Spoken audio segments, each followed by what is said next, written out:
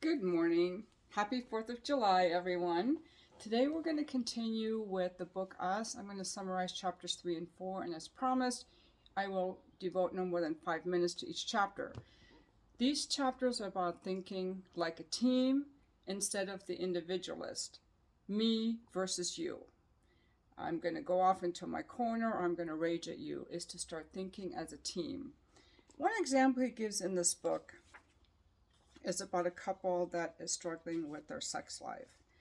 And the man has positioned himself as a me, the long-suffering victim, which is a common male stance. It's all about him. His attitude is, I won't live without sex for the rest of my life. But consider this different view. We both deserve a good sex life.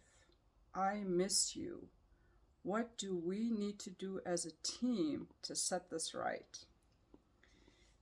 So in the therapy session, Rick finds out that he's been trying to change his wife, Joanna. And what if he had some new moves on his end that might get him more of what he wants? He has no idea what that could be. Terry tells him, like, being nice for starters. Like, stop complaining and start being curious. Curious about what? He wants to know. The woman you live with, I tell him. What she wants. What turns her on. What it would look like to warm her up. Warm her up? You're joking, right? Anyway. So the therapist, Terry, continues to tell him, if you want her, I tell him, as I must say to a dozen men each week, if you want her, court her. He looks puzzled. When was the last time you did anything romantic? I ask him. What do you do to warm her up? Joanna laughs. I'm sorry, Rick, I tell him, but you're not the first guy I've had in here who wanted more sex. Listen, I had one guy, a nice guy, but oh my God, I asked him what he did to warm up his wife sexually, and he told me nothing. Well, I said, do you kiss her? Touch her? Tell her you desire her? Nothing. Well, you must do something, I tell him. I mean, how do you let her know you want to make love? Oh, that's simple, he tells me. Every night when I go to bed, I wear my underpants.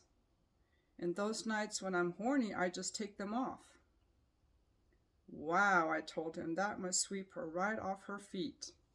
So they kind of start talking and they go into the feeling things, and it turns out that as Rick learns that he can be nice to his wife, Joanna, and he kind of relaxes a little bit, Joanna opens up and she becomes a little more vulnerable. Instead of being resisting him or angry at him, she turns to him and softly says, Rick, I would like more. And the therapist encourages her. More joy, she says.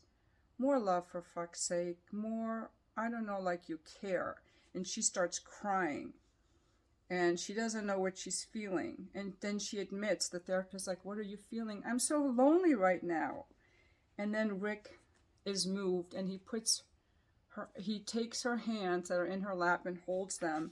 And the therapist says, if those hands could speak, what would they be saying? And Rick looks at her and he said, I do want you, not just sex either, you, Joanna. We used to have fun, you know. And so there you go. You can't control your partner, but you can control your interaction, and you can learn to come from a place of curiosity. Another tip is when your partner gets mad at you for something you did, don't argue. Just yield. Yes, I was late. Just own it. Yield. Don't fight all the time. Just yield. And finally, try to change one behavior, complaining, controlling, or shutting down. Stop not trying to get your partner to change.